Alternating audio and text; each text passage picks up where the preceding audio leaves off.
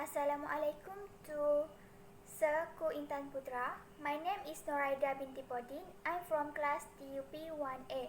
My number matrix 36 DUP 20 F101079.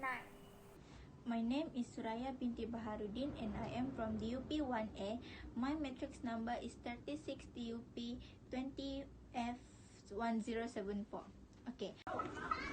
Okay, Assalamualaikum. My name is Nur Ashrani binti Sainuddin and I'm from DUP 1A. A very good morning to Sir Ku Intan Putra. My name is Tresavida Anak Julin from class DUP 1A. My matric number is 36 DUP 20 F1098. My name is Karisma Ivana Anajama. I'm from DUP 1A. I want to present about introduction. First, indoor air quality refers to the air quality within and around buildings and structures, especially as it relates to the healthy comfort of building occupants, understanding and controlling common pollutants, indoor healthy concern. I am going to present about indoor air quality and respiratory level. Individual reaction to air pollution depend on the first one is the type of pollution a person is exposed to. For an example, there are two persons. The first person is at indoor and the second person is at outdoor. The risk of the person at outdoor exposed to air pollution is higher than the one at indoor. The second one is the degree of the exposure. Maksudnya tahap pendedahan mereka terhadap air pollution. Okay, same like the first one. The person at the outdoor are the risk of them getting exposed to tahap pendedahan mereka terhadap air pollution are higher than the one at indoor. The third one is the individual's health issue. If, for an example, if the person are already having issues with breathing and they are exposed to air pollution, surely it will get worse. The last one is the genetic, the factor of genetic. Okay, next it is I'm going to present about the health of effects caused by air pollution. The first one is difficulty in breathing because it will attack your lung. The second one is wheezing. The third one is coughing, and the fourth one is aggravation of existing respiration. Maksudnya di sini ia akan memburukkan lagi keadaan. For an example, if you are already having asthma and you are exposed to air pollution, it will make it worse, and then it will affect our lungs and the entire respiratory system. Maksudnya semua saluran pernafasan kita, it will affect because of air pollution. That's all from me. Thank you. Okay, the visual display unit workstation should be considered with two things, which is avoid and ensure. Okay, for avoid gloom, the first point is gloom and harsh light equally. Okay, they should not give the height of lighting with their employee. Like don't give highlighting of their computer. Okay, for the second one is the second point is glare from unshelled light sources. Like I can give you example like this. Okay, for the third is screen reflection. Okay, the screen reflection is you should get your eyes get some rest from see the screen, because if you see the screen in long time with your vision will be blurred. Okay, like take 5 until 10 minutes to get your eyes get some rest. Okay, for the ensure, the first one is the employee should know the level of working plan. For example, 300 until 500 lux. Okay. For the second point is use of diffusers with the narrow angle of light. So that means ensure that employer should low reflection from work surface. Okay. For the third one is low reflectance work surface, like this, also like this. Okay, there have two types of lighting, which is general and localized general. Okay, for the example of general is like lamp. For the localized general is study light. Okay, so that means localized general is only that have point. The light have point. Okay, that's all. Thank you. Okay, today I want to present about temperature, humidity, and noise and hearing. Okay, the first one is about temperature and humidity.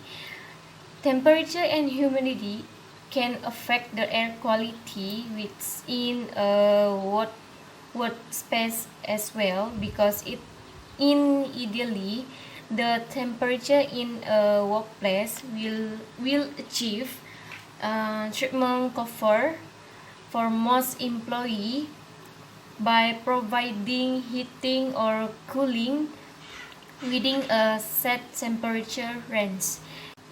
And for the humidity should be maintained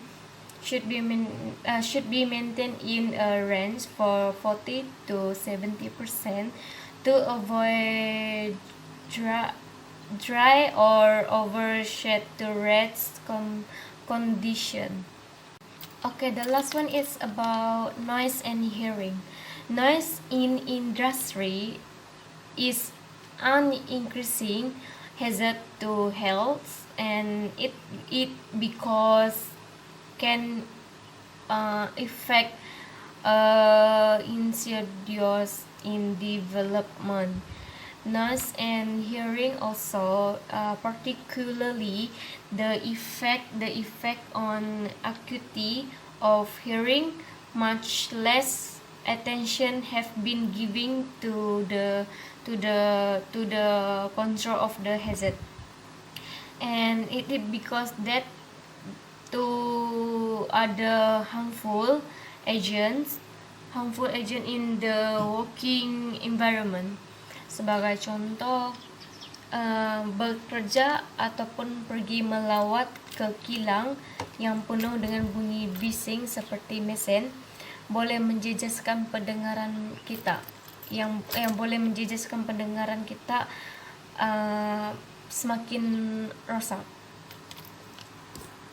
Segmental vibration refers to a medical condition that affects a section of the body, in particular the hands and arms, from being exposed to repetitive vibratory sensation such as causes from handling mechanical equipment that generates through oscillatory sensation. Okay, and then causes. Tremor are caused by damage in your brain, affecting the nerve that control your muscle. Internal vibration are thought to stem from the same cause as tremors. The shaking may simply be too subtle to see.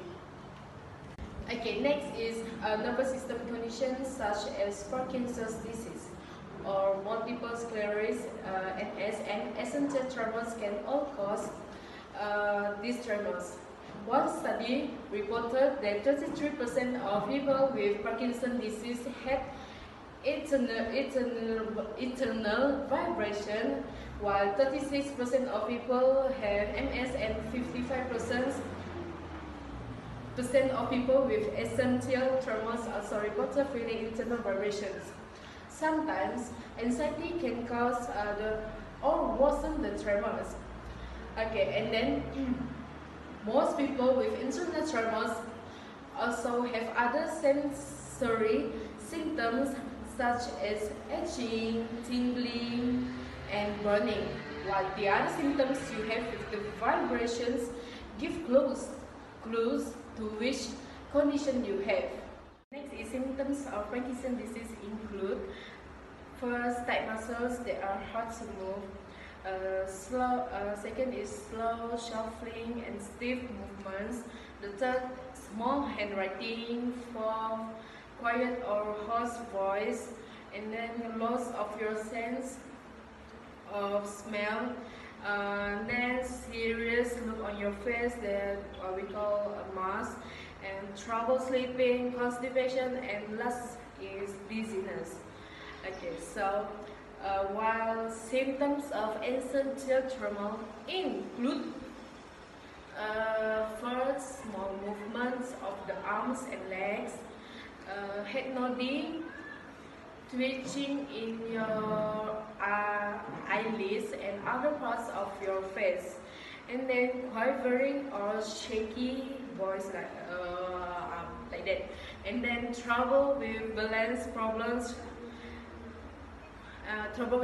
and problems writing. Okay, next is symptoms of MS also include numbness in your arms, legs, face and body, and then stiffness, weakness, fatigue, trouble walking, dizziness and vertigo, and then blurred vision or sight problems, trouble controlling urination or bowel movements, and then last is depression.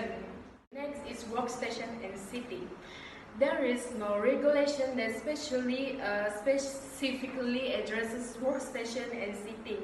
However, under S21 of the Victorian Occupational Health and Safety Act, the employer has a duty of care to employees to provide and maintain for employees a working environment that is safe and without risk to health. Okay, while in section 21(2) of the Act is then more specific with relation to plants, substances, systems of work, facilities, and so on. Okay, this means that the workstation should be such that it does not create risk to the workers' health and safety. And then ergonomics refers to how the workplace is set up in relation to the equipment, the design of the building, and how work is performed. And then don't forget too that with increasing evidence that sedentary work is a hazard, there needs to be consideration of breaks and adjustable workstation. So there are some basic rules for workstation. The number one, when you are sitting at your workstation, you should be able to place your feet firmly on the ground or on a footrest. Your thigh should be parallel with the floor, and the back while your back rest of your chest should support your lower back.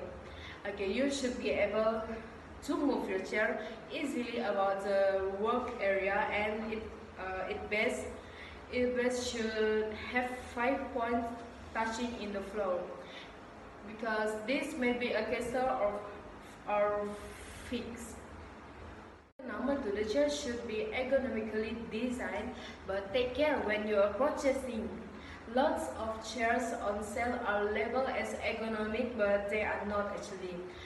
They are fake, but you need to ask if the chair conforms to Australians, and if does not, then ask why. And if you don't need to accept that if it is not ergonomic. Okay. And then your workplace should be set up so that you do not have to twist or reach or bend too often. And then if you do have to reach off for something, it is better to get up and use the opportunity to change your posture. So this is will reduce the fatigue.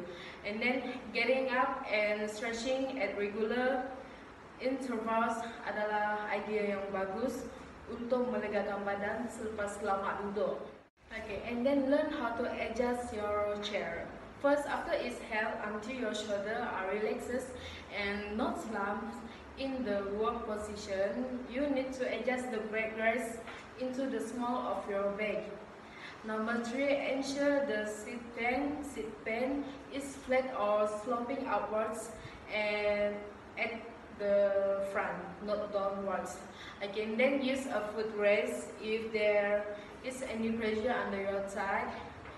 Then alternatively lower your desk if you can, as well as your chair. And then next one is make sure you know and follow the elements of correct posture.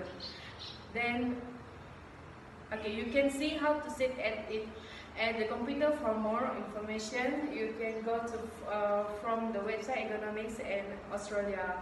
Dekat website Ergonomics dari Australia itu kamu dapat tengok, dapat jumpa macam mana mau adjust kursi dengan betul dekat tempat kerja. Last but not least, when sitting at a computer table, the screen should be set up so that you can read the screen with very little movement of your head, neck and shoulders. You should take rest breaks for your eyes every 50 minutes. And cara yang paling simple adalah kamu melihat ke objek yang lain daripada screen itu, ataupun kalau boleh kamu juga dapat berdiri, lepas itu tukar postur badan kamu dan stretching supaya dapat melegakan badan kamu serta dapat mengelakkan mata daripada terkena cahaya skrin laptop sahaja. That's all from me. Thank you.